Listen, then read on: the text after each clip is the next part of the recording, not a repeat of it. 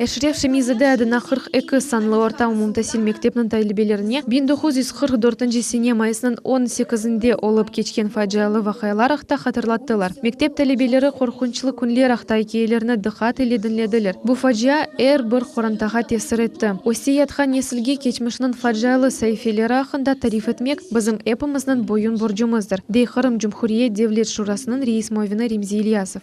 У нас не было продвижения вперед.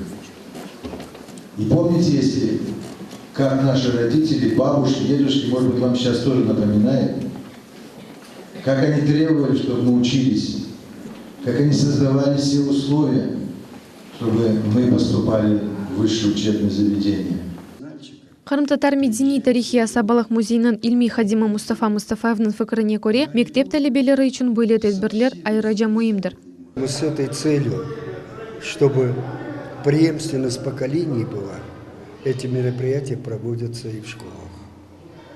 Потому что такие люди, которые стояли у истоков национального движения, которые отдали свою жизнь, здоровье за возвращение народа на родину, не должны быть забыты.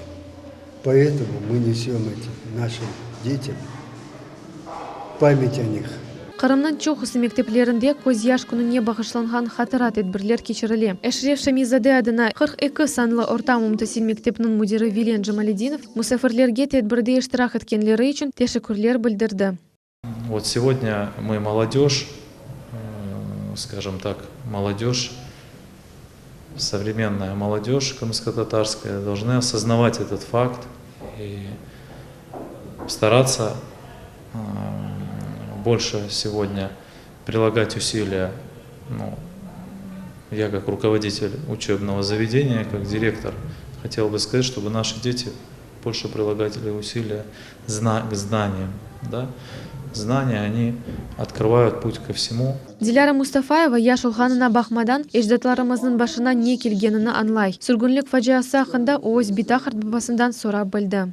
Депортация для нас очень важное событие. Мы должны помнить о депортации крымских татар. Так это очень погибло много людей, наших питашек, картанашек. Было очень много слез, также много потеряли своих родителей, дети. Кечкен еллар хаталарыны текраламамақ үшін Қырым татар тарихының қара сайфесіні қатарымызда тұтмақ керекміз. Ветаман бұнын үшін мектеплерде бойлет әдбірлер кечірілі. Ферида Халикова, Алишер Алимов, Милет үшін.